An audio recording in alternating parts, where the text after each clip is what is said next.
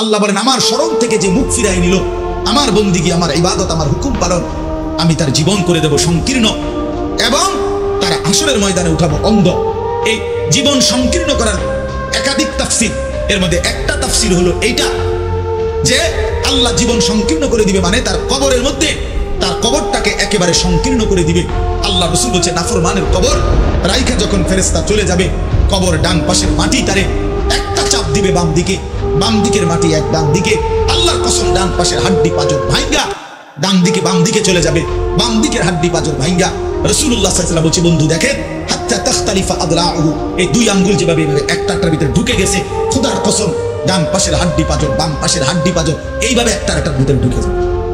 এটার অর্থ এটা। রাসূলুল্লাহ সাল্লাল্লাহু আলাইহি ওয়াসাল্লাম একদিন হযরত বারা ইবনে আযিব রাদিয়াল্লাহু তাআলা আনহু থেকে বর্ণিত, নবীজি একদিন এক সাহাবীর জানাজা পড়তে গেছেন। জানাজা পড়তে গিয়ে খালি কবরের সামনে কিছুক্ষণ দাঁড়াইছেন, তখন ওনারে কবরে রাখে নাই, জানাজাও পড়ায় নাই। নবীজি আগে গিয়া কবরটার সামনে দাঁড়াইছে। হযরত বারা ইবনে আযিব বলেন আমরা নবীজির সাথে ছিলাম। আল্লাহ নবী সাল্লাল্লাহু আলাইহি সাল্লাম কবরের খালি কবরে দেখা অঝরে কাঁদতে শুরু করছে। আমরা সবাই সাহাবীরা নবীজির সাথে কাঁদতে শুরু করলাম। অনেকক্ষণ কাইদা নবীজি চোখের পানি মুইছা আজীব কথা বলছে নবী।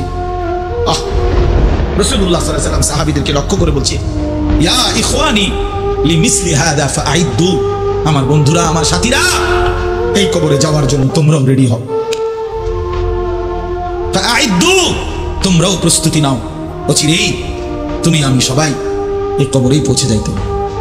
রাসূলুল্লাহ সাল্লাল্লাহু আলাইহি ওয়াসাল্লাম বলছে প্রিয় বন্ধু আমার, জওয়ান সাথী আমার, সামান্য এই কয়েকটা দিনের জওয়ানি নষ্ট না করা, নষ্ট না করা, কোনোভাবেই নষ্ট না। এই জন্য বললাম এই সূরা মুলক এটা আল্লাহ তাআলা অত্যন্ত ফজিলতপূর্ণ একটি সূরা। রাসূলুল্লাহ সাল্লাল্লাহু আলাইহি ওয়াসাল্লাম বলছেন এটা কবরের আযাব থেকে রক্ষা করবে। এই সূরা নিয়মিত তাফসীরের মধ্যে আমি নিজে পড়ছি, তাফসীরে কুরতুবীতে আছে। আল্লাহ নবী সাল্লাল্লাহু আলাইহি ওয়াসাল্লাম বলেন লাওয়াদিতু, নবীজি বলেন আমার দিলের আশা, আমার দিলের তামান্না, আমার উম্মতের প্রতিটা মুমিন তার কলিজার ভিতরে তার জবানে এই সূরা মুলক থাকুক, সূরা মুলক থাকুক। অর্থাৎ রাসূলুল্লাহ সাল্লাল্লাহু আলাইহি ওয়াসাল্লাম বলতেন আমার প্রতিটা মুমিন বান্দা উম্মত যেন এই সূরা মুলক তেলাওয়াত করে যেন কবরের আযাব থেকে রক্ষা পায়। নবীজি 5 ওয়াক্ত নামাজের পরে, আল্লাহর কসম ভাই এখানে অনেক উলামায়ে কেরাম আছে, আপনি জিজ্ঞাসা করুন, নবীজি 5 ওয়াক্ত নামাজের পরে সরদারে দু আলম নবীর তো কোনো গুনাহ নাই, তিনি নিষ্পাপ, তিনি তো জান্নাত উদ্বোধন করবেন। আনা আউয়ালু মান ইয়াকরাউ বাবাল জান্নাহ, নবী বলছে আমি সেই মুহাম্মদ যে প্রথম জান্নাতের দরজা আমি নাড়ব, জান্নাতের কড়া নাড়ব আমি মুহাম্মদ। ভিতর থেকে ফেরেশতা বলবে আপনি কে? আমি বলবো মুহাম্মদ। ফেরেশতা বলবে আনতাজিরু লাক, আমি তো আপনার অপেক্ষাই করছিলাম, আপনি আসবেন বলেই তো অপেক্ষায় ছিলাম, আপনি উদ্বোধন করে দিলেই তো বাকিরা ঢুকবে। সেই নবী, সেই নবী যিনি জান্নাত উদ্বোধন করবেন, তিনি 5 ওয়াক্ত নামাজের পরে ভাইয়া প্রতিদিন তিনি যেই কথাটা দোয়া করতেন এর মধ্যে একটা দোয়া এটা, আল্লাহুম্মা ইন্নী আউযু বিকা মিন আযাবিল কবর ওয়া মিন ফিতনাতিল কবর ওয়া মিন ফিতনাতিল মাসীহিদ দাজ্জাল ওয়া মিন ফিতনাতিল মাহইয়া ওয়াল মামাত। আল্লাহ আমি কবরের আযাব থেকে পানাহ চাই। নবীজি নিজে বলতেন, নবীজি নিজে বলতেন। প্রিয় ভাই বাবা আমার, চলেন সবাই নিয়ত করি নিজেকে গুনাহ থেকে বাঁচানো দরকার, নিজের আল্লাহর নাফরমানি থেকে বাঁচানো দরকার। আল্লাহ তাআলা বলেন ইন্নাল্লাযীনা ইয়াখশাউনা রাব্বাহুম বিল গায়ব, আমি আল্লাহকে না দেখে আমার কথাগুলো আখিরাত সম্পর্কিত এগুলোকে না দেখে যারা আমি আল্লাহকে ভয় করে, আখিরাতকে ভয় করে, জাহান্নামকে ভয় করে, কবরকে ভয় করে, আল্লাহ বলেন তাফসীরের মধ্যে লিখছে ভয় করে মানে হলো গুনাহ বর্জন করে। কোন ব্যক্তি আল্লাহকে ভয় করে, খোদার কসম এই কথার অর্থ হলো গুনাহ ছেড়ে দেয়। যে গুনাহ ছেড়ে দেয় সে আল্লাহকে ভয় করে, যে আল্লাহকে ভয় করে সে গুনাহ ছেড়ে দেয়। কোন নাফরমান আল্লাহকে ভয় করে না, আল্লাহকে ভয় করলে গুনাহ করতে পারে না। বুঝেন নাই বাংলা কথাটা? এটা একটা কাগজের এই পিঠ ও পিঠ, কাগজের এই পিঠ ওই পিঠ, এই পিঠে যদি লেখা আছে আল্লাহর ভয় তো ওই পিঠে লেখা থাকবে গুনাহ বর্জন। যে গুনাহ ছেড়ে দেয় সে অটোমেটিকলি আল্লাহকে ভয় করে, যে আল্লাহকে ভয় করে সে গুনাহ বর্জন করে। এই জন্য তাকওয়ার অর্থ আল্লাহর ভয়, এটার প্রথম অর্থ হলো গুনাহ বর্জন। মান খাশিয়ার রহমান, আল্লাহকে ভয়, এটার প্রথম অর্থ গুনাহ বর্জন, গুনাহ বর্জন। আমার শায়খ আল্লামা মুফতি মুশতাকুর নবী সাহেব সব সময় চিল্লায় মাহফিলে, অনেক সময় হাজারি করে বলে যে বাপ গুনাহ আগুন, গুনাহ আগুন, গুনাহ আগুন। প্রতিটা গুনার পিঠে ওই পিঠে আগুন আছে। নারীর প্রতিটা বেপর্দা দৃশ্যের মধ্যে খোদার কসম আগুন জ্বলে। ওই সিনেমার নর্তকীর শরীরে আগুন জ্বলে, ওই নায়িকার শরীরে আগুন জ্বলে, মোবাইলের ওই অস্থির ছবির মধ্যে আগুন জ্বলে, মদের আড্ডায় আগুন জ্বলে, জুয়ার আড্ডায় আগুন জ্বলে, সুদের টাকায় আগুন জ্বলে, ঘুষের টাকায় আগুন জ্বলে, বেপর্দা নারীর শরীরে আগুন জ্বলে। ওটা রূপ না, ওটা আগুন, ওটা জাহান্নাম, ওটা জাহান্নাম। আল্লাহ তাআলা বলেন ইন্নাল্লাযীনা ইয়াখশাউনা রাব্বাহুম বিল গায়ব।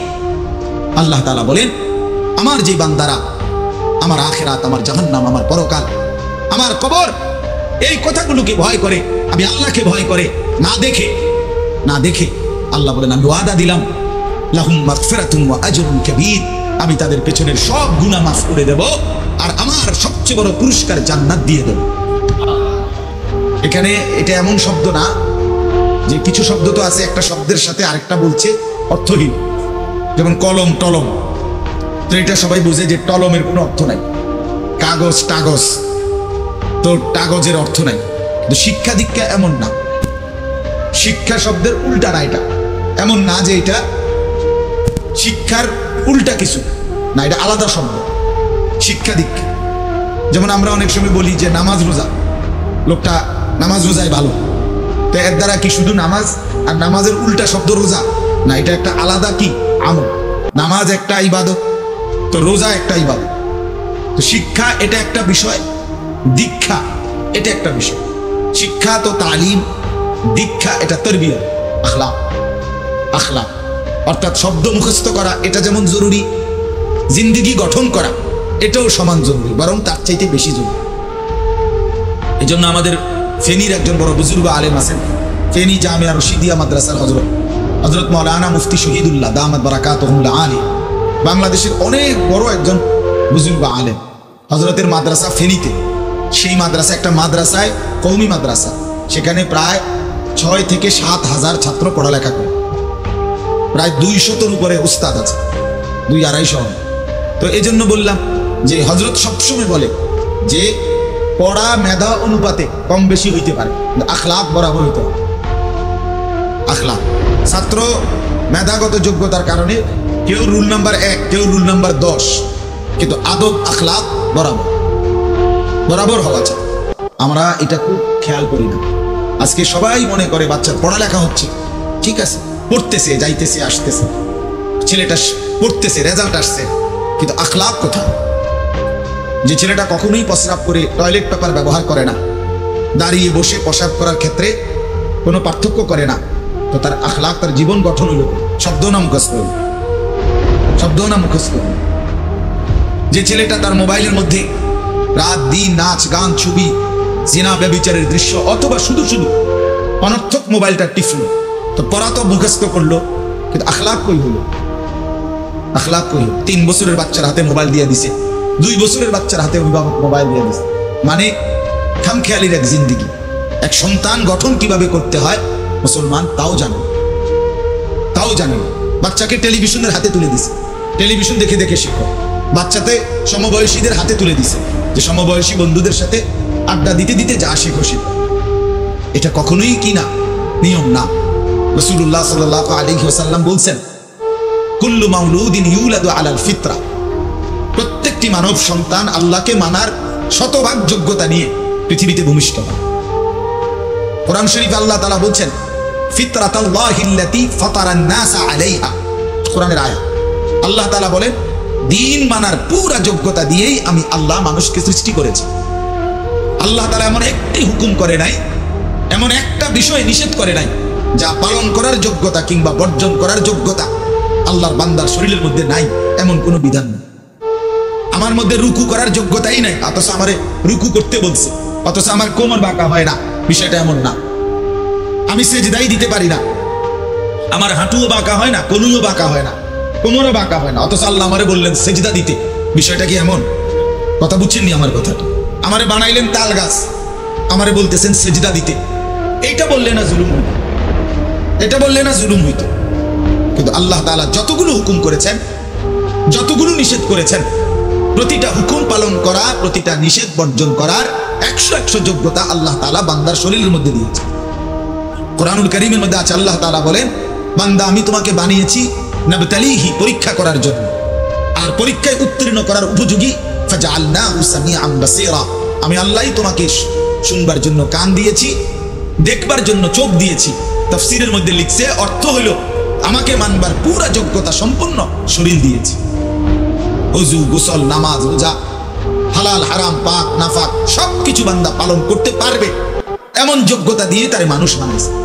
মানুষ হইবার পরে, মুসলমান হওয়ার পরে কেউ যদি বলে আল্লাহর এই হুকুম পালন করা আমার পক্ষে সম্ভব না, তাহলে এটা হইতে পারে তুমি ছাগল, মানুষ না। তুমি গরু ছাগল ছাড়া আর কিছু না, তুমি মূলত হাইওয়ান। ইনসান হইলে পারতা, তুমি যদি মানুষ হইতা তো ঠিকই পারতা, তুমি যদি মানুষ হইতা তো পারতা, মূলত তুমি নিজের মানুষ এই পরিচয় ভুলে গেছো। তো এই জন্য বাপ আল্লাহ নবী সাল্লাল্লাহু আলাইহি সাল্লাম বলেন, ফাআবাওয়াহু ইউহাব্বিদানিহি আও ইউনাসসিরানিহি আও ইউমাজ্জিসানিহি, মা বাপ সন্তানকে ইহুদি বানিয়ে দেয়, অথবা খ্রিস্টান বানিয়ে দেয়, অথবা অগ্নি পূজক বানিয়ে দেয়। সরাসরি হাদিস, বাবা মা নষ্ট করে দেয় সন্তান। রাসূলুল্লাহ সাল্লাল্লাহু আলাইহি সাল্লাম বলছেন, বাবা মা 3 বছরের বাচ্চাটা ছোট্টবেলা থেকেই ঘরে টেলিভিশন দেখে, রঙিন সিনেমা দেখে, নাটক সিনেমা দেখে, তারে এটা শিখাইবার ক্ষেত্রে কে ব্যবস্থা করে দিল? তার মা বাপ। এ তো 3 বছরের বাচ্চা বাজার থেকে কিনে আনে নাই, টেলিভিশনে এত বড় এটা তো বাচ্চাটা আনে নাই, এটা তার অভিভাবক আছে। এই 3 বছরের বাচ্চাটারে কার্টুন দেখার জন্য, গেমস খেলার জন্য এত বড় মোবাইলটা, এটা তো তার বাবাই দিছে, অথবা তার মা, তার দুলা ভাই, তার বড় ভাই, তার চাচা, এমন কেউ একজন তার হাতে তুলে দিছে। এজন্য আমি সবসময় বলি, যেই মা বাপ অভিভাবক সন্তানের, অপ্রাপ্তবয়স্ক সন্তানের হাতে এই বড় মোবাইলগুলো তুলে দেয়, এই মা বাবার চাইতে বড় জালেম আর কেউ নেই। ওরা নিজ হাতে সন্তানকে গলা টিপে হত্যা করে ফেলে, ধ্বংস করে দিল, বরবাদ করে দিল, বরবাদ করে দিস। অসংখ্য অভিভাবক আমাদেরকেও তো বলে, বাচ্চা হুজুর খায় না, ঘুমায় না, বাচ্চা মোবাইল না দেখতে না দিলে খায়ও না, ঘুমায় না, কান্দে, শুধু কান্দে কান্দে। তার এই বদ অভ্যাস কে বানায়? আর দ্বিতীয় কথা হলো, কান্দলে কি হয়েছে? কোনো বাচ্চা যদি কান্দে, তো কান্দলে কি মরে যায় মানুষ? তো হেতে কান্দুক, কান্দলে কি হয়েছে? কানতে কানতে সে একসময় থেমে যাবে। 3 বার পরে, 4 বারের পরে সে বুঝে নিবে যে এটা আমারে দিবে না। কথা বুঝেন নাই? কাঁদতে কাঁদতে নাহলে 3 বার কাঁদলো, 4 বার কাঁদলো, 10 বার কাঁদলো, একটা পর্যায়ে সে বুঝবে যে এটা আর আমারে দিবে না, এটা আমারে দিবে না। এই জন্য বাপ আমার এটা খেয়াল করা চাই। আমি এই কথাটা শুরু করছি এই কথার থেকে, যে কোরআন সুন্নাহর ইলমের জন্য আদব জরুরি। এক তো আপনি শুনলেন প্রতি সপ্তাহে জুমার বয়ান হয়, ইমাম সাহেব কইতে পারবো, ইমাম সাহেব কি কয়, আমনে আমনের মতো, হুজুর হুজুরের মতো না। এই শুধু এতটুকুর জন্য আসা যাওয়া, আল্লাহর কথা শোনা, যে কি শুনলাম কিছুই বুঝলাম না, নিজের জন্য কিছুই গ্রহণ করলাম না, এটা ইনসাফ না। আল্লাহ কোরআন জিন্দেগি বদলাবার জন্য, আমাদের জীবনের পরিবর্তনের জন্য আসছে, পরিবর্তনের জন্য। কোরআনুল কারীমের প্রতি অক্ষর নূর, কোরআনুল কারীমের প্রতি অক্ষর হুদান, হেদায়েত, কোরআনুল কারীমের প্রতি অক্ষর মাউইজা, উপদেশ, কোরআনুল কারীমের প্রতি অক্ষর বুশরা, সুসংবাদ, কোরআনুল কারীমের প্রতি অক্ষর বাসায়ের, অন্তর্দৃষ্টি সম্পন্ন জ্ঞান, কোরআনুল কারীমের প্রতি অক্ষর আহসানাল হাদিস, সর্বশ্রেষ্ঠ কথা, কোরআনুল কারীমের প্রতি শব্দ মুতাশাবিহান, সাদৃশ্যপূর্ণ, কোরআনুল কারীমের প্রতি শব্দ মাসানি, বারবার তেলাওয়াতকৃত, পাঠকৃত। কোরআনুল কারীমের অসংখ্য বৈশিষ্ট্য আল্লাহ তাআলা কোরআনে উল্লেখ করেছেন। মা ফাররাতনা ফিল কিতাবে মিন শাই, আল্লাহ বলেন একটা বিষয়ের আলোচনা আমি বাদ দেই নাই কোরআনের মধ্যে। ওয়া নাযালনা আলাইকাল কিতাবা তিবয়ানান লিকুল্লি শাই, বন্ধু আমি আপনার উপরে যে কোরআন নাজিল করেছি তার সমস্ত কিছুর বিস্তারিত বর্ণনা।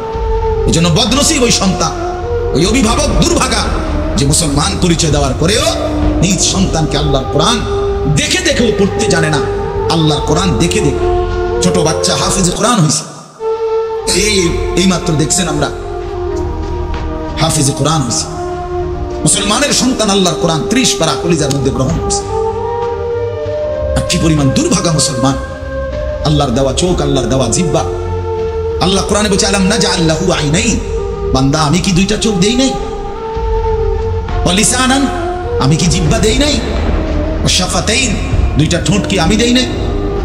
হাসরের ময়দানে আল্লাহ তাআলা জিজ্ঞেস করবে, বান্দা আমার দেওয়া 2টা চোখ, আমার দেওয়ার জিহ্বা, আমার দেওয়া ঠোঁট, এত লক্ষ কথা বললা, এত কিছু দেখলা, এত শব্দ উচ্চারণ করলা, পৃথিবীর কত লক্ষ কথা তুমি জীবনে বললা, অথচ আমার কালাম সর্বশ্রেষ্ঠ আসমানি কিতাব মালিকের এই কোরআন, এটা একটু দেখে দেখেও পড়তে পারো না। এর চাইতে বড় বদনসিব আর কে দিতে পারে? এজন্য আমি পরিষ্কার বলি সবসময়, আল্লাহর কোরআন যেই মুসলমান দেখে দেখেও শুদ্ধ পড়তে পারে না, আমার দৃষ্টিতে ওই লোকটা বোবা। আপনি বোবা, মূলত দোস্ত তুমি বোবা। বাকি কথাগুলো না বললেও চলতো, বাকি কথাগুলো না বললেও চলতো, এই পৃথিবী ভোগ করা যেত। বোবা মানুষ যারা, তারা কথা না বলতে পারলেও ভাতও খাইতে পারে, ঘুমও যাইতে পারে, পেশাব পায়খানাও করে, বিয়েও করে, বোবা মানুষের বাচ্চা কাচ্চাও হয়। এরকম দেখছেননি কখনো? না, কথা বলেন না কেন? তাহলে বোবায়ও তো পৃথিবী ভোগ করে। তাহলে বোঝা গেল দুনিয়ার এই ভাত মাছ বিয়া বউ, দুনিয়ার এই যৌন চাহিদা পূরণ আর পেশাব পায়খানার ঘুম, এটুকুর জন্য কথা না বললেও চলতো, অন্ধ হইলেও চলতো, অন্ধ হইলেও চলতো, চোখে না দেখলেও কত মানুষ পৃথিবী ভোগ করতেছে। তাহলে যে জবান আল্লাহর দেওয়া, যে চোখ আল্লাহর দেওয়া, সেই মালিকের কালাম দেখে দেখেও পড়তে পারলাম না। 16 বছর বাচ্চাটা পড়লো, অথবা আপনি পড়াইলেন, একবারও ভাবলেন না হায় আমার সন্তানকে আমি কি পড়াইলাম? একবারও মনে করলেন না বাফেরই কি হলো, সন্তানের বা কি হলো? হায় মুসলমান, বাফও তো ছিল মুসলমান, ছেলেটাও তো মুসলমান। না বাফের একবার মনে পড়লো, না ছেলের একবার মনে পড়লো, না মায়ের একবার মনে পড়লো, না ছেলেটার একবার মনে পড়লো যে আমার মালিকের কোরআন পড়তে পারি না। পৃথিবীর কত পড়া, দরকারি বেদরকারি মিলাইয়া, পৃথিবীর বাকি সমস্ত পড়ালেখার মধ্যে প্রয়োজনীয় অপ্রয়োজনীয় কথার মিশ্রণ। কিছু কথা দরকারি আছে, কিছু কথা বেদরকারি আছে। সমস্ত বাংলা বইয়ের মধ্যে দরকারি কথাও আছে, বেদরকারি কথাও আছে। ইংরেজি বইয়ের মধ্যে দরকারি কথাও আছে, বেদরকারি কথাও আছে।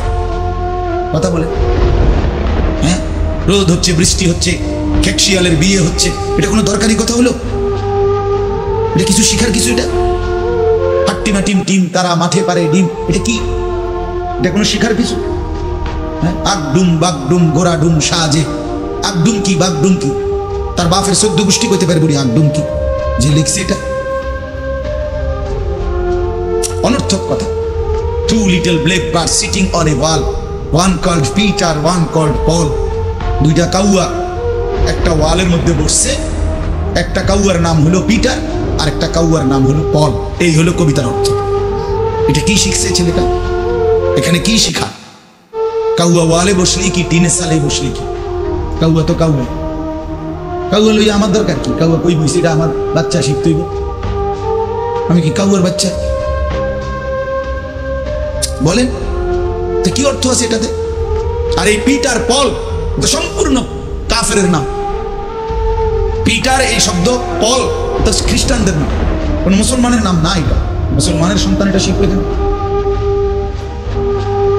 উচ্চারণ শেখার জন্য, কিছু শব্দ শেখার জন্য।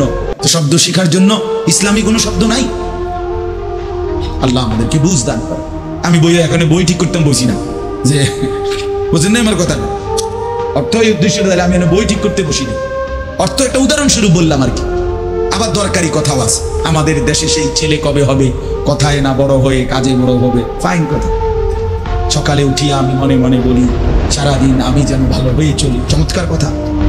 বোর হলো দূর খোলো কুকুমনি উঠোরে, এগুলো তো অন্যায়, এসব কবিতাও তো না। আমরা মনে নাই ডিমে পড়েছি, এমনকার কি আছে আমি জানি না।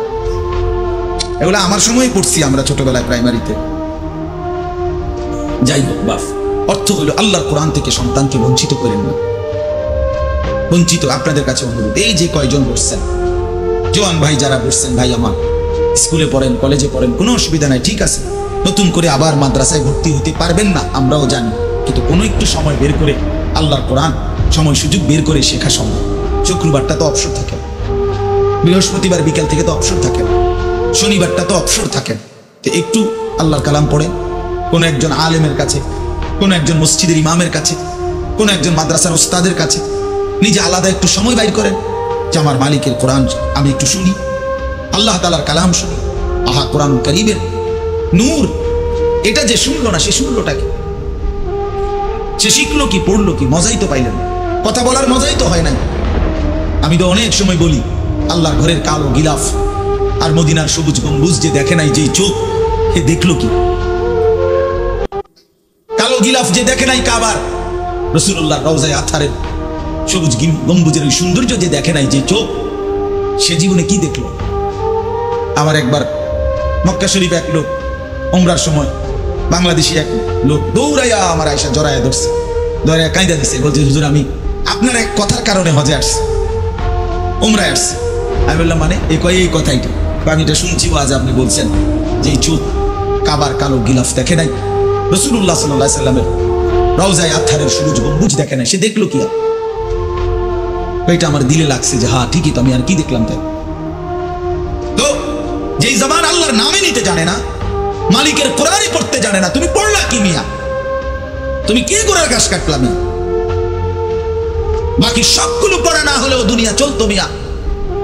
মূর্খ বকলম নাম দস্তখত করতে জানে না, টিপসই দেয় এমন হাজারো মানুষ দুনিয়া ভোগ করতেছে। বাড়ি গাড়ি, নেতাগিরি, মাতবুরি, ক্ষমতা,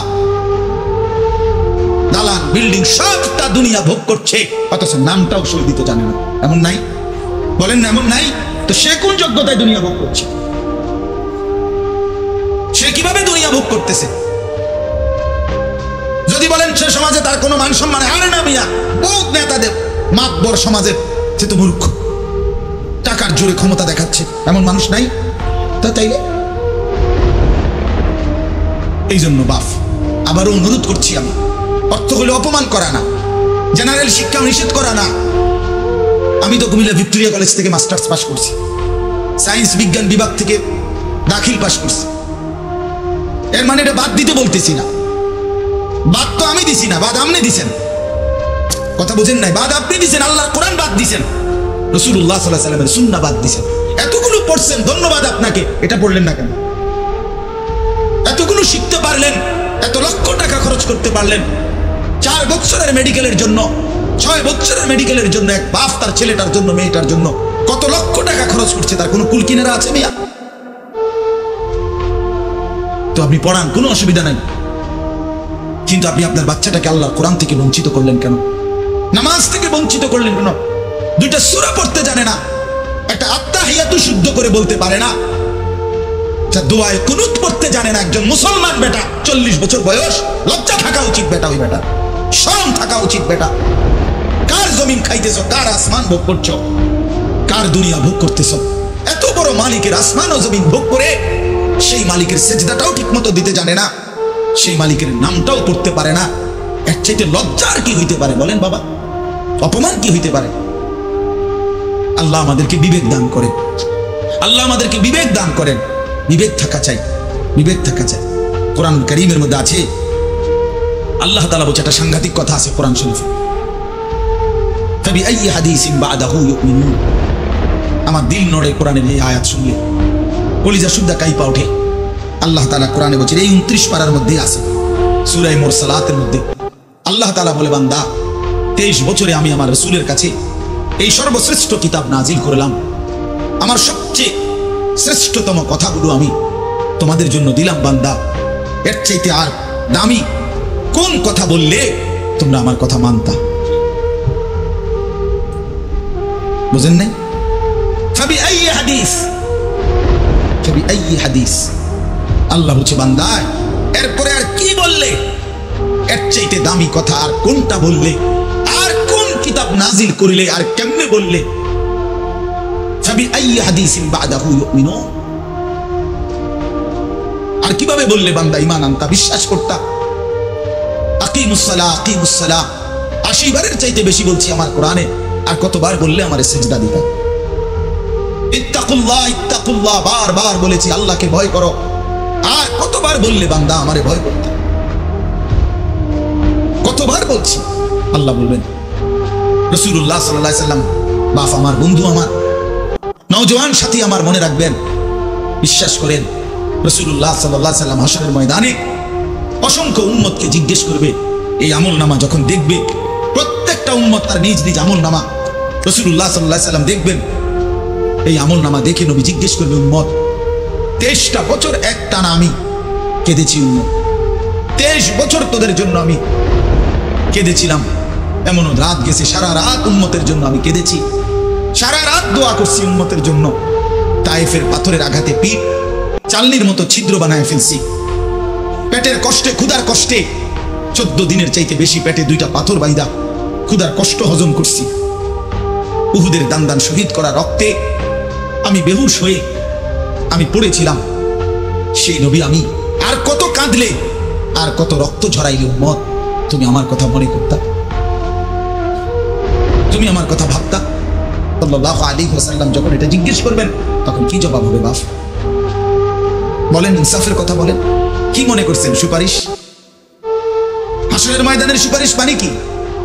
মুখে বিড়ি সিগারেট, চেহারায় রাসূলুল্লাহ সাল্লাল্লাহু আলাইহি ওয়াসাল্লামের সুন্নাত নাই, 50 বছর ধরে সুদের লেনদেন, কোনদিন 5 ওয়াক্ত নামাজ আদায় করেন নাই, স্ত্রী বেপর্দা, ঘরের মধ্যে প্রতিদিন রঙিন টেলিভিশন চলতেছে। এই অবস্থায় কবরে যাইবেন, আর হাসরের ময়দানে দাঁড়াইলেই নবীজি সুপারিশ করে আপনারে বেহেশত দিয়ে দিবেন। বিষয়টা মামুর বাড়ি না, বিষয়টা মামুর বাড়ি মনে করছেন আপনি। এটাকে কি মনে করলেন আপনারা? রাসূলুল্লাহ সাল্লাল্লাহু আলাইহি ওয়াসাল্লাম সুপারিশ করবেন, এর কোনো নিয়ম কানুন নাই, কোনো বিধি নিষেধ নাই, আইন কানুন নাই। হাউজে কাউসারের পানি, এটা কি 10 টাকার পানির বোতল মনে করছেন? রাসূলুল্লাহ সাল্লাল্লাহু আলাইহি ওয়াসাল্লাম বলেছেন, এক ঢোক পানি পান করলে আর কোনোদিন বান্দা তৃষ্ণার্ত হবে না।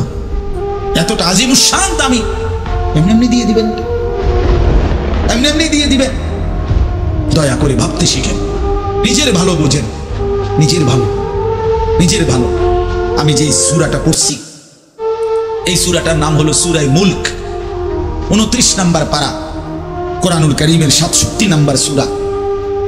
এই সূরাটার নাম হচ্ছে সূরা মুলক। এই সূরার 3টি আয়াত 12, 13, 14, এই 3টি আয়াত আমি আপনাদের সামনে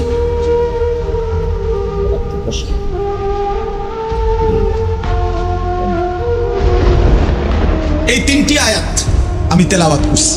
এই আর অল্প একটু সময়ের মধ্যে আমি আপনাদের সামনে এই 3টা আয়াতকে সামনে রেখে কয়েকটা কথা বলতে চাই। প্রথম কথা, আপনারা রাগ হইয়েন না, আমি আপনাদেরই অঞ্চলের মানুষ, এখন আপনারাও আমার, আমিও আপনাদের। আল্লাহর কোরআন শিখেন। আমার কথা হলে আমি বলি না যে সবাই সব জেনারেল পড়া বন্ধ করে দেন, অর্থ হলে আপনি একটু সময় বাইর করেন। কথা, যারা চাকরি করেন, ব্যবসা করেন, বুড়া মানুষেরও অনেক বয়স্ক লোক কইল না আর কইয়া লাভ নাই, এই বয়স নাই, বিড়ি খাই না বয়স আছে। হ্যাঁ মাশাআল্লাহ, বিড়ি খাইতে গেলে চা দোকানে গপ মারুন না, বয়স ঠিকই রয়েছে অন্য। হ্যাঁ, এখনো টেলিভিশন 3 ঘন্টা চাইতে কইলে মাশাআল্লাহ কাকুর শরীরে বল আছে। মানুষের বেডির নাচ দেখবো, এতে কোনো লজ্জা শরম নাই। দুনিয়া ভোগ করতে বললে, ভাত খাইছে মাত্র, এখন যদি বলেন আবার আপেল খাবেন নি, হদ পেঁয়াজু খাবেন নি, চা দোকানে গেছে আর আবার খাবে। দুনিয়া পুরাটা ভোগ করবে, 90 বছরও দুনিয়া ফুরায় না, 90 বছরও আখিরাত মনে পড়ে না। আফসোসের ব্যাপার নেই। আল্লাহ বলছে কোরআনে, আলাম ইয়ানি লিল্লাযীনা আমানু আন তাখশা কুলুবুহুম লিযিকরিল্লাহ। এই আমার ইমানদার বান্দা, আমায় আল্লাহর ভয়ে, আমার স্মরণের জন্য, আমার বন্দেগীর জন্য তোমার দিলটা নরম হওয়ার সময় আজও কি হয়নি বান্দা?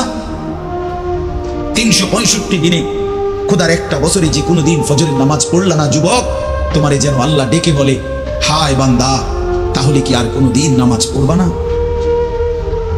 30 বছর ধরে যে কোনো দিন সুদের লেনদেন ছাড়লেন না, হারাম রোজগার করেই গেলেন, আল্লাহ তাআলা যেন ডেকে বলে, বান্দা, তাহলে এই নাফরমানি কি আর কোনোদিন ছাড়বা না বান্দা? সিদ্ধান্ত নিয়ে ফেলছো তাইলে আজীবন সুদের উপরেই থাকবা, আজীবন মিথ্যার উপরেই থাকবা, তাহলে কি বান্দা এই ফয়সালা নিয়ে ফেলছো? আজীবন কাস্টমার ঠকাইয়েই যাইবা, ওজনে কমই দিয়ে যাবা, তাহলে কি এই ফয়সালা নিয়ে নিছো? তোমার বিবি আজীবন বেপরদাই থাকবে, তোমার ঘরে অহরহ প্রতিনিয়ত রঙিন টেলিভিশন চলবে নিয়মিত, এই ফয়সালা তোমার? ঠিক আছে বান্দা, কুলু ওয়া তামাত্তাউ কালিলান ইন্নাকুম মুজরিমুন, কোরআন শরীফের আয়াত। আল্লাহ বলেন, নাফরমান বান্দা, খাও, দুনিয়া ভোগ করো কিছুক্ষণের জন্য, শুধু মনে রেখো ইন্নাকুম মুজরিমুন, তুমি কিন্তু পাপী। এই কথাটা শুধু মনে রাখো, বাকিটা পরে হইব, ভাত খাও। হ্যাঁ হ্যাঁ, কোরআন শরীফের আয়াত এটা, কুলু ওয়া তামাত্তাউ কালিলান ইন্নাকুম মুজরিমুন। আল্লাহ যেন বলে 8টার সময় যেই নাফরমান নাস্তা খাইতে বসে, আল্লাহ বলে, বান্দা খা, কোনো অসুবিধা নাই, শুধু মনে রাখিস বেঈমান, ফজরের নামাজ পড়ো নাই, কথা কেন শুধু মনে রাখো, পরে হইব অন খাও। রাত 10টা বাজে যেই নাফরমান ভাত খাইতে বসছে, আল্লাহ তাআলা যেন ডাক দিয়ে বলছে, বেঈমান খা, ভাত খা, খানা আমি আটকাইতাম না, শুধু মনে রাখিস এশার নামাজ পড়স নাই, ভাত খাবে ইমান, খানা আটকাবো না, খানা আমি জন্তু জানোয়াররাও খাওয়াই, তোরে খাওয়াবো না কেন? খানা আমি কুকুর বিড়ালরেও খাওয়াই, খানা আমি গরু ছাগলরেও খাওয়াই, তোরে দেব না কেন? বান্দা খা। শুধু মনে রাখবি, ইন্না আ'তাদনা লিল কাফিরিনা সালাসিলা ওয়া আগলালাম ওয়া সাইরা। আল্লাহ বলে প্রতিটা নাফরমানের জন্য আমি রেডি রাখছি আগুনের শিকল এবং আগুনের বেড়ি এবং জাহান্নামের আগুন।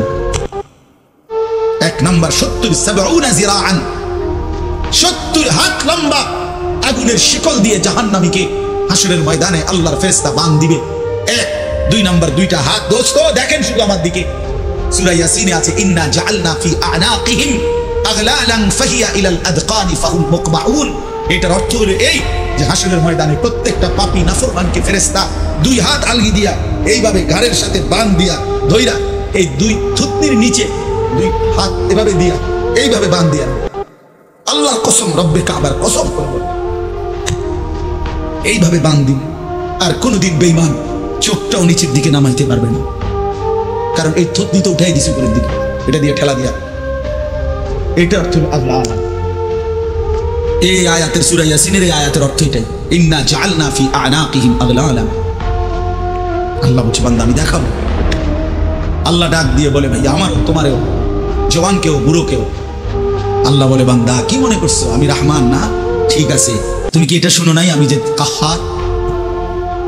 তুমি তো শুনছো আমি রাহিম, তুমি কি শুনো নাই আমি জব্বার, আমি যুনতিকাম, আমি প্রতিশোধ গ্রহণকারী, আমি সারিউল হিসাব, দ্রুত হিসাবকারী, আমি জব্বার, আমি প্রবল প্রতাপান্বিত, কাহ্হার, আমি মুতাকাব্বির, আমি বারি। তুমি জানো না আমার একটা নাম শুনলা, আমার দয়ার নামটা শুনলা, আমি যে শাস্তি দেব সেটা শুনো নাই? কি ভাইয়া, কোরআনুল কারীমের মধ্যে জান্নাতের বর্ণনা যেমন আছে, জাহান্নামের বর্ণনা নাই? কথা বলেন না কেন? তো সেগুলো কার জন্য? সেগুলো কার জন্য? মা সালাকাকুম ফি সাকার ক্বালু লাম নাকু মিনাল মুসাল্লিন। একবারে সোজা বাংলা দেখেন, জাহান্নামী জাহান্নামে চিৎকার করবে, জাহান্নামের ফেরেশতা ডাক দিয়ে বলবে বেঈমান জাহান্নামে কেন আসলি? ক্বালু লাম নাকু মিনাল মুসাল্লিন। নাফরমান বলবে বন্ধু ফেরেশতা ভাই আমি দুনিয়াতে নামাজি ছিলাম না। কি ছিলাম না? সরাসরি কোরআনের আয়াত। আল্লাহ বলেন ওয়াইলুন ইয়াউমাইদিল লিল মুকাদ্দিবিন।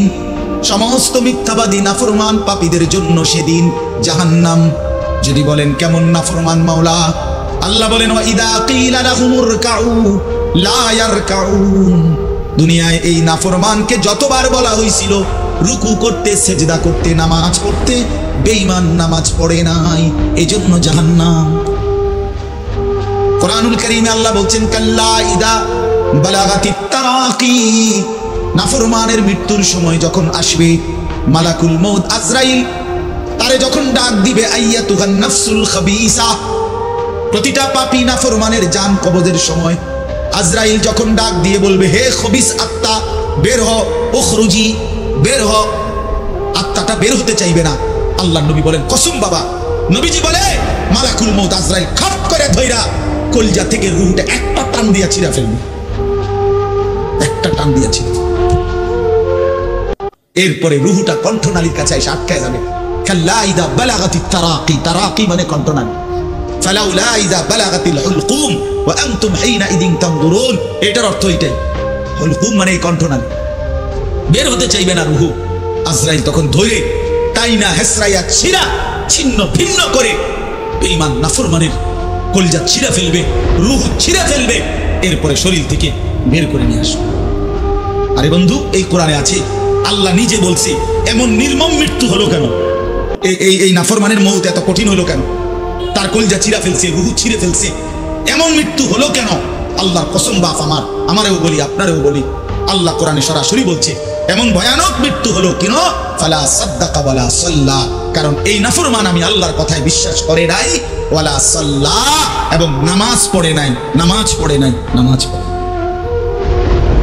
হ্যাঁ, বেনামাজি সন্তান মনে রাখো, বাদ বুকে খাইতে এলে খুব মাতবর, মোবাইল একখান টিপে, মোটরসাইকেল একখান চালায়। হ্যাঁ, বাহ বাহ বাহ বাহ বাহ বাহ।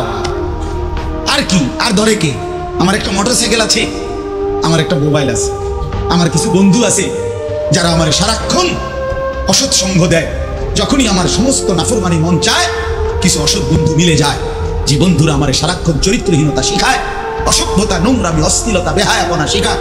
এমন কিছু বন্ধু যার মিলে গেছে, একটা মোটরসাইকেল মিলে গেছে, একটা মোবাইল মিলে গেছে, তো নারীর ছবি, আড্ডা, জিনা, ব্যভিচারের দৃশ্য, মদের আড্ডা, জুয়ার আড্ডা, নারীর আড্ডা, নারীর আলাপ, অথবা মোবাইলের অস্থির ছবি দেখা, এই জিন্দেগি মুসলমান? এর জন্যই আল্লাহ তাআলা আমাদেরকে মুসলমানের ঘরে বানাইছিলেন। এই জন্যই আমার বাবা মুসলমান, এই জন্যই আমার মা মুসলমান। আল্লাহ আপনি মাফ করে দেন। ইনসাফের সাথে ভাইবেন। অনেক নওজোয়ান ভাই, সবাই অনুরোধ করলাম, দোস্ত আমার, ইনসাফের সাথে ভাইবেন, নিজেরে নষ্ট করেন না। ছেলেরা আমার, ভাইয়া নিজেরে নষ্ট করো না ভাই। নওজোয়ান ভাই, নিজেরে নষ্ট করো। শেষ পর্যন্ত কেউ নেই, শেষ পর্যন্ত একদিন, দিন শেষে, রাত শেষে দেখবেন আমার সাথে কেউ নেই, আমি একাই, আমি একাই।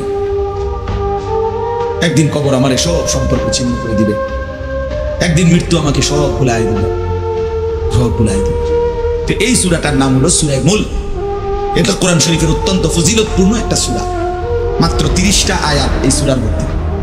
আল্লাহ নবী সাল্লাল্লাহু আলাইহি ওয়াসাল্লাম বলছেন, এই সূরাটি যে নিয়মিত তেলাওয়াত করবে, আল্লাহ নবী বলেন, তুনজিহি মিন আযাবিল কবর, এই সূরা মুলক তাকে কবরের আযাব থেকে রক্ষা করবে।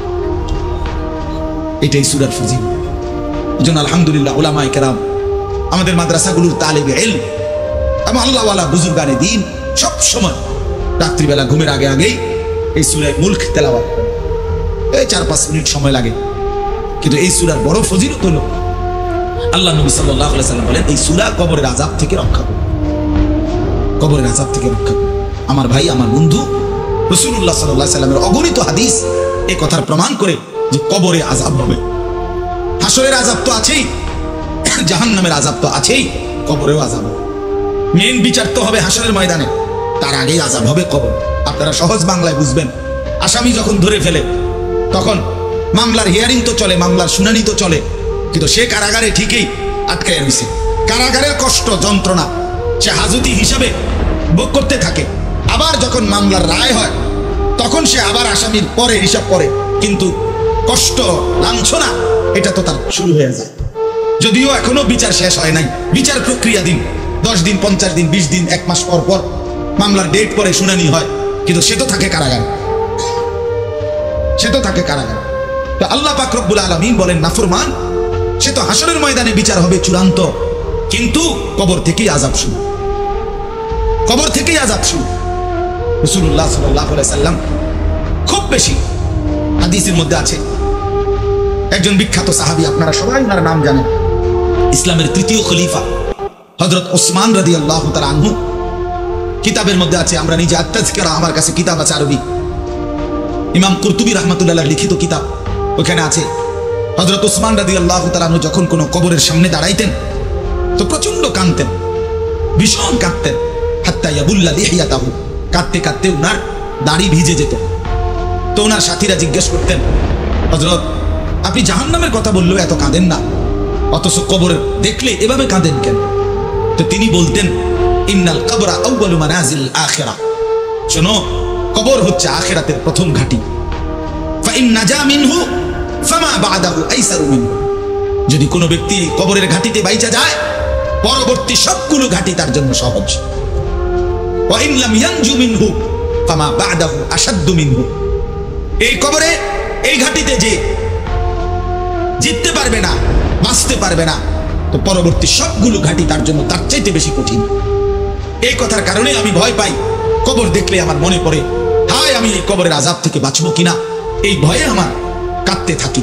তো এরপরে তিনি বলছেন, হযরত ওসমান রাদিয়াল্লাহু তাআলা আনহু বর্ণনা করেন যে আল্লাহর নবী সাল্লাল্লাহু আলাইহি সাল্লাম বলছেন, আমার ভাই খেয়াল করে শুনেন, নবীজি নিজে বলছেন, আল্লাহ রাসূল সাল্লাল্লাহু আলাইহি সাল্লাম জীবনে কোনোদিন একটা শব্দ বানায়া বলছেন? কথা বলেন, অতিরিক্ত বলছেন, বেশতি বলছেন, শুধু ভয় দেখানোর জন্য বলছেন না, তামাশা করে বলছেন? এটা আপনাদের ইয়াকিন তো? কথা বলেন না। আল্লাহ নবী সাল্লাল্লাহু আলাইহি সাল্লাম বলেন, মা রাআইতু মানজারান কাত্তু ইল্লা ওয়াল কবরু আফজাউ মিন। রাসূলুল্লাহ বলেন, হযরত ওসমান বর্ণনা করেন যে আমি নবীজির জবানে শুনছি নবীজি বলছেন, হে আমার উম্মত, আল্লাহর কসম উম্মত, কবরের চাইতে অধিক ভয়ানক কোন আযাবের দৃশ্য আমি রাসূল মুহাম্মদ দেখি নাই। আমি দেখি রাসূলুল্লাহ সাল্লাল্লাহু আলাইহি ওয়াসাল্লাম বলছেন।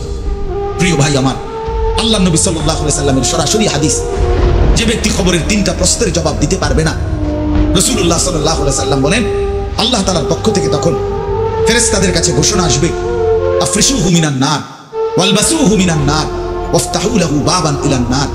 আমার এই নাফরমান বান্দার কবরে জাহান্নামের বিছানা বিছিয়ে দাও, জাহান্নামের পোশাক পরিয়ে দাও, আর জাহান্নাম বরাবর তার জন্য কবর থেকে দরজা খুলে দাও।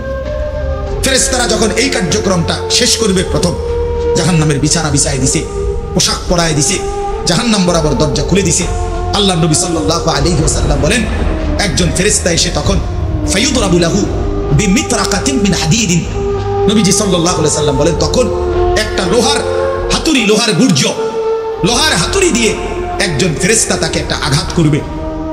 কি আঘাত, কোথায় আঘাত করবে? সরাসরি হাদিসের শব্দ, বারবাতান বাইনা উযুনাইহি, তার 2 কান বরাবর একটা আঘাত করবে।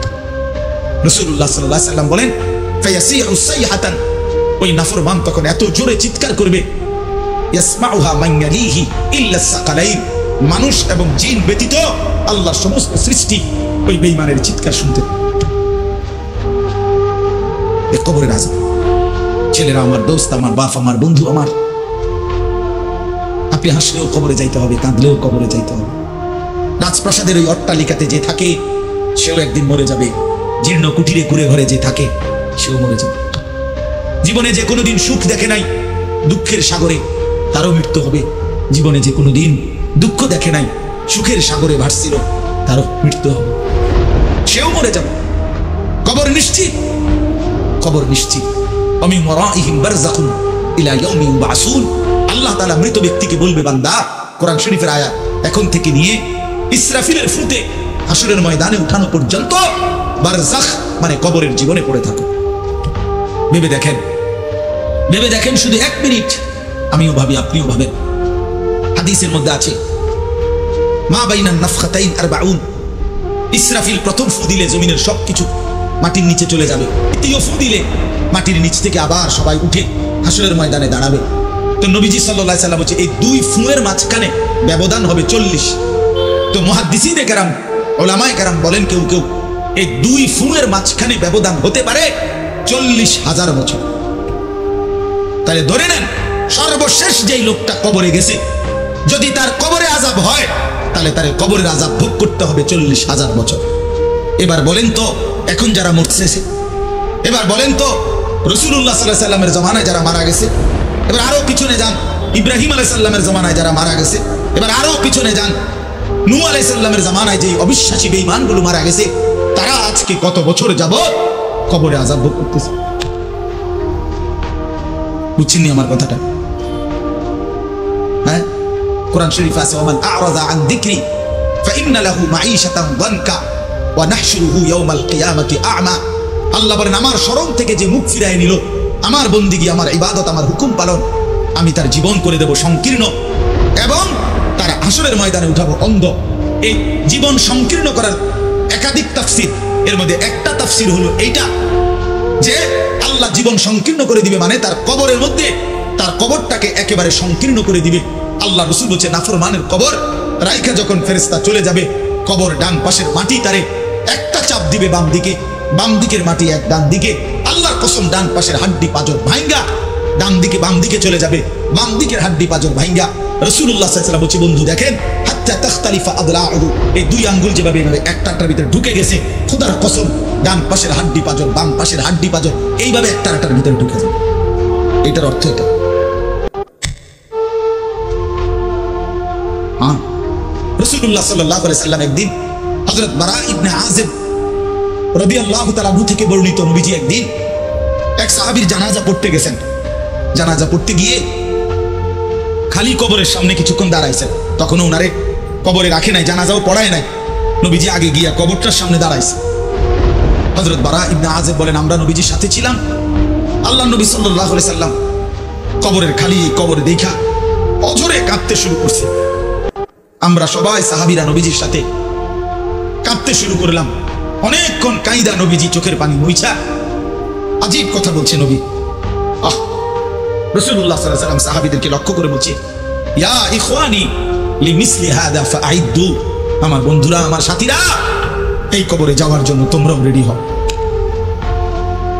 ফাআইদু, তোমরাও প্রস্তুতি নাও, অচিরেই তুমি আমি সবাই এই কবরেই পৌঁছে যাইতে হবে।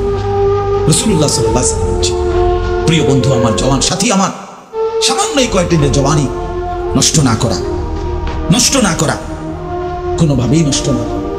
এই জন্য বললাম এই সূরা মুলক এটা আল্লাহ তাআলা অত্যন্ত ফজিলতপূর্ণ একটি সূরা। রাসূলুল্লাহ সাল্লাল্লাহু আলাইহি ওয়াসাল্লাম বলছেন এটা কবরের আযাব থেকে রক্ষা করবে। এই সূরা নিয়মিত তাফসীরের মধ্যে আমি নিজে পড়ছি, তাফসীরে কুরতুবীতে আছে। আল্লাহ নবী সাল্লাল্লাহু আলাইহি ওয়াসাল্লাম বলেন, লাওয়াদিতু, নবীজি বলেন আমার দিলের আশা, আমার দিলের তামান্না, আমার উম্মতের প্রতিটা মুমিন তার কলিজার ভিতরে, তার জবানে এই সূরা মুলক থাকুক, সূরা মুলক থাকুক। অর্থাৎ রাসূলুল্লাহ সাল্লাল্লাহু আলাইহি ওয়াসাল্লাম বলতেন আমার প্রতিটা মুমিন বান্দা উম্মত যেন এই সূরা মুলক তেলাওয়াত করে, যেন কবরের আযাব থেকে রক্ষা পায়। নবীজি 5 ওয়াক্ত নামাজের পরে, আল্লাহর কসম ভাই, এখানে অনেক ওলামায়ে কেরাম আছে, আপনি জিজ্ঞাসা করুন, নবীজি 5 ওয়াক্ত নামাজের পরে, সরদারে দু আলম নবীর তো কোনো গুনাহ নাই, তিনি নিষ্পাপ, তিনি তো জান্নাত উদ্বোধন করবেন। আনা আউয়ালু মান ইয়াকরাউ বাবাল জান্নাহ, নবী বলছে আমি সেই মুহাম্মদ যে প্রথম জান্নাতের দরজা আমি নাড়ব, জান্নাতের কড়া নাড়ব আমি মুহাম্মদ। ভেতর থেকে ফেরেশতা বলবে আপনি কে? আমি বলবো মুহাম্মদ। ফেরেশতা বলবে আনতাজিরু লাক, আমি তো আপনার অপেক্ষাই করছিলাম, আপনি আসবেন বলেই তো অপেক্ষায় ছিলাম, আপনি উদ্বোধন করে দিলেই তো বাকিরা ঢুকবে। তো সেই নবী যিনি জান্নাত উদ্বোধন করবেন, তিনি 5 ওয়াক্ত নামাজের পরে ভাইয়া প্রতিদিন তিনি যেই কথাটা দোয়া করতেন, এর মধ্যে একটা দোয়া এটা, আল্লাহুম্মা ইন্নী আউযু বিকা মিন আযাবিল কবর ওয়া মিন ফিতনাতিল কবর ওয়া মিন ফিতনাতিল মাসীহিদ দাজ্জাল ওয়া মিন ফিতনাতিল মাহইয়া ওয়াল মামাত। আল্লাহ, আমি কবরের আযাব থেকে পানাহ চাই। নবীজি নিজে বলতেন। প্রিয় ভাই, বাবা আমার, চলেন সবাই নিয়ত করি, নিজেকে গুনাহ থেকে বাঁচানো দরকার, নিজের আল্লাহর নাফরমানি থেকে বাঁচানো দরকার। আল্লাহ তাআলা বলেন, ইন্নাল্লাযীনা ইয়াখশাউনা রাব্বাহুম বিল গায়ব, আমি আল্লাহকে না দেখে, আমার কথাগুলো আখিরাত সম্পর্কিত, এগুলোকে না দেখে যারা আমি আল্লাহকে ভয় করে, আখিরাতকে ভয় করে, জাহান্নামকে ভয় করে, কবরকে ভয় করে, আল্লাহ বলেন, তাফসীরের মধ্যে লিখছে ভয় করে মানে হলো গুনাহ বর্জন করে। কোন ব্যক্তি আল্লাহকে ভয় করে, খোদার কসম, এই কথার অর্থ হলো গুনাহ ছেড়ে দেয়। যে গুনাহ ছেড়ে দেয় সে আল্লাহকে ভয় করে, যে আল্লাহকে ভয় করে সে গুনাহ ছেড়ে দেয়। কোন নাফরমান আল্লাহকে ভয় করে না, আল্লাহকে ভয় করলে গুনাহ করতে পারে না। বুঝেন নাই বাংলা কথাটা? এটা কাগজের এই পিঠ ও পিঠ, কাগজের এই পিঠ ওই পিঠ, এই পিঠে যদি লেখা আছে আল্লাহর ভয়, তো ওই পিঠে লেখা থাকবে গুনাহ বর্জন। যে গুনাহ ছেড়ে দেয় সে অটোমেটিকলি আল্লাহকে ভয় করে, যে আল্লাহকে ভয় করে সে গুনাহ বর্জন। এই জন্য তাকওয়ার অর্থ আল্লাহর ভয়, এটার প্রথম অর্থ হলো গুনাহ বর্জন। মান খাশিয়ার রহমান, আল্লাহকে ভয়, এটার প্রথম অর্থ গুনাহ বর্জন। আমার শায়েখ আল্লামা মুফতি মুশতাকুর নবী সাহেব সব সময় চিল্লায় মাহফিলে, অনেক সময় হাজারি করে বলে যে বাপ, গুনাহ আগুন, গুনাহ আগুন, গুনাহ আগুন। প্রতিটা গুনার পিঠে ওই পিঠে আগুন আছে। নারীর প্রতিটা বেপর্দা দৃশ্যের মধ্যে খোদার কসম আগুন জ্বলে। ওই সিনেমার নর্তকীর শরীরে আগুন জ্বলে, ওই নায়িকার শরীরে আগুন জ্বলে, মোবাইলের ওই অস্থির ছবির মধ্যে আগুন জ্বলে, মদের আড্ডায় আগুন জ্বলে, জুয়ার আড্ডায় আগুন জ্বলে, সুদের টাকায় আগুন জ্বলে, ঘুষের টাকায় আগুন জ্বলে, বেপর্দা নারীর শরীরে আগুন জ্বলে। ওইটা রূপ না, ওটা আগুন, ওটা জাহান্নাম, ওটা জাহান্নাম।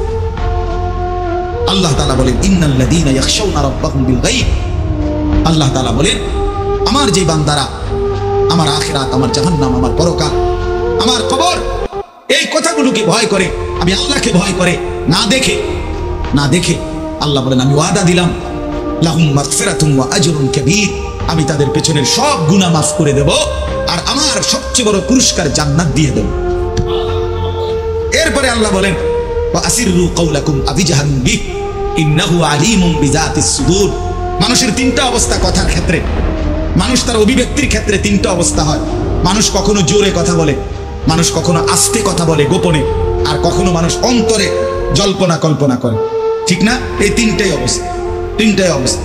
তো আল্লাহ তাআলা বলেন এটা একটা ছোট্ট তাফসীরের মধ্যে আছে, মক্কার কুরাইশরা কাফেররা নবীজির বিরুদ্ধে দিবানিশি ষড়যন্ত্র করত, বুঝছেন? তো ষড়যন্ত্র করতে বইলে মাঝে মধ্যে এই বেকুবরা বইলে কইতো আস্তে কো, আস্তে আস্তে কো বেটা, আসিরু আস্তে কথা বলো, কাই লা ইয়াসমা রাব্বা মুহাম্মদ, মুহাম্মদের খোদা যেন শুনতে না পায়। শুনলে কি অসুবিধা হইব? হেরাই বলতো শুনলে জিবরাইলের কাছে কইয়ে দিব, হে আবার মুহাম্মদের কাছে আসা করবে, একবারে ফেঁসে করবে। হ্যাঁ, তাফসীরের মধ্যে আছে আল্লাহ তাআলা বলেন হায় হায় বেওকুফ, কি বললি কি ভাবলি, আল্লাহরই চিনলি না, আল্লাহকেই চিনলি। হ্যাঁ, অনেক নওজোয়ান বেচারা ইয়ারফোন লাগাইলে মনে করে কেউ শুনে না, না ইয়ারফোন লাগাইলে আর কি বুঝেন না, কানের মধ্যে দুটো বল্টু লাগাইছে, খালাস, আর তো দুনিয়ার কেউ শুনে না। আরে নাফরমান, দুনিয়ার কেউ শুনে না সেটা তো কথা না, আর শাজিম মালিক তো শুনে। ওয়া আসিরু কাওলাকুম আবিজহারু বিহি, রব্বুল আলামিন বলেন তোমরা যদি আস্তে কথা বলো, আবিজহারু বিহি, যদি জোরেও কথা বলো, ইন্নাহু আলিমুম বিদাতিস সুদূর, আল্লাহ বলে শুধু এই দুইটা না বান্দা, আস্তে বলো জোরে বলো অথবা অন্তরের ভিতরে যা লুকায়িত করো, আমি আল্লাহ সবটাই পুরাপুরি জানি।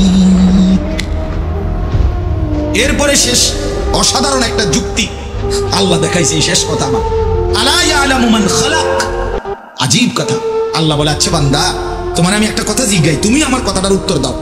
একটুর কথা কি তুমি বুঝো না যে আলা ইয়ালামু মান খালাকা, যে সৃষ্টি করলো, যে বানাইলো, তিনি জানবে না, তিনি বুঝবে না, তিনি শুনবে না, এটা তুমি কেমনে ভাবলা? তুমি কর, তোমার বিবেকে কি কর? এতটি ভাত খাইয়া বুঝি এই কথাটা বুঝলা না? এতদিন দুনিয়ার থেকে বুঝি এই কথাটা বুঝলা না? আলা ইয়ালামু মান খালাক, এই তৃতীয় আয়াত। আল্লাহ বলেন যিনি সৃষ্টি করলেন তিনি জানবে না? যে কোম্পানি এটা বানাইছে সে জানে না? এখান দিয়ে কথা বলে না, এখান দিয়ে কথা বলে, কথা বলেন না কেন? তো যিনি সৃষ্টি করলেন আল্লাহ, আমরা কি করছি না করছি তিনি আমাদের কথা জানবেন না? কথা বলেন না, বলেন না, শুনেন তিনি? আল্লাহ শুনেন কিনা, দেখেন কিনা, জানেন কিনা? ওহুয়াল লতীফুল খবীর, আল্লাহ বলেন তিনি সূক্ষ্ম থেকে সূক্ষ্ম, বিন্দু থেকে বিন্দু সেটাও জানেন। খবীর, পুরা সৃষ্টির খবর একসাথে তিনি পূর্ণ রাখেন, পূর্ণ রাখেন। এজন্য দোস্ত আমার, রাত 2টা বাজে, নওজোয়ান মনে করছে চারিদিকে কেউ জেগে নাই, সবাই ঘুমায় গেছে, এই জন্য সে মোবাইলের উলঙ্গ ছবি দেখছে। আল্লাহ ডাক দিয়া বলে আনিস আমি আছি।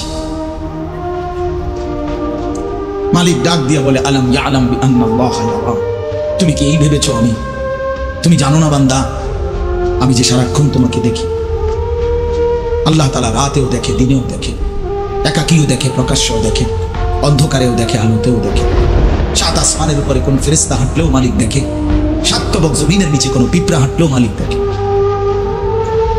আটলান্টিক মহাসাগরের যে প্রাণী গভীর তলদেশে, আল্লাহ তাকেও দেখে। হিমালয়ের সুউচ্চ চূড়ায় যে প্রাণী, আল্লাহ তাকেও দেখে, তাকেও দেখে। ওয়া ইয়ালামু মা ফিল বাররি ওয়াল বাহর, জলে স্থলে যা আছে আল্লাহ বলেন সব তিনি জানেন। ওয়া মা তাসকুতু মিন ওয়ারাকাতিন ইল্লা ইয়ালামুহা, একটা গাছের পাতাও যদি পড়ে আল্লাহ বলেন আমি তাও জানি। ওয়ালা হাববাতিন ফি যুলুমাতিল আরদ, মাটির তলদেশে যে চারা দানা বীজ তোমরা রোপণ করছো, বপন করছো, আল্লাহ বলে কোন দানা কোন চারা আমি তাও জানি। ওয়ালা রাতবিন ওয়ালা ইয়াবিসিন, শুকনায় কি আছে ভিজাতে কি আছে আমি সব জানি। ইল্লা ফি কিতাবিন মুবিন, ওহ মালিক বলে শুধু জানি না রে বান্দা, আর আমি সব কিছু আমার তাকদীরে লৌহে মাহফুজের মধ্যে স্পষ্ট করে লিখে রাখছি, লিখে রাখছি, লিখে রেখেছি। অতএব বাপ আমার, বন্ধু আমার, দয়া করে মেহেরবানি করে এই মাহফিলগুলো আসলে আপনাদের কাছে কোনো 23 বছরের পুরো ইসলাম বুঝানো, একদিনে 1 ঘন্টা এটা না, অর্থ হলো বিবেকটা জাগানো, অনুভূতিটা একটু জাগানো, ঠিক না? একটু যেন মানসিকতাটা বাড়ে, একটু মানসিকতাটা যেন বাড়ে। দুনিয়া বলেন আখিরাত ফিকির করে, আখিরাতের ফিকির করে, আখিরাতের ফিকির করে। যুবক ভাই নিজের ক্ষতি করেন না, নওজোয়ান ভাই নিজের ক্ষতি করেন। আল্লাহর ওয়াস্তে ভাইয়া, চরিত্রহীনতার এই জিন্দেগি সুখ দেয় না। কোনো পাপী সুখে নাই, কোনো হারামখোর, কোনো মদখোর, কোনো গাঁজাখোর, ফুট্টাখোর, বাবাখোর, ডাইলখোর, ইয়াবাখোর, একটা নাফরমান সুখে নাই, সুখে নাই। কোন বেপরদা নারী সুখে নাই। আমি চ্যালেঞ্জ করলাম, চ্যালেঞ্জ করলাম, কোন হারামখোর, সুদখোর, গাঁজাখোর একটাও সুখে নাই, একটাও সুখে নাই, একটাও সুখে নাই। কোন নাফরমান সুখে থাকে না বন্ধু। সেজদাতে সুখ আছে, আল্লাহকে ডাকলে সুখ আছে, আল্লাহকে ডাকলে সুখ আছে, মালিকের সেজদায় সুখ আছে। এজন্য চলেন ইনশাআল্লাহ নিয়ত করি আল্লাহকে ডাকবো ইনশাআল্লাহ, হারাম ছেড়ে দেই, আল্লাহর নাফরমানি ছেড়ে দেই। আল্লাহ আমাদের সবাইকে কবুল করে নেন।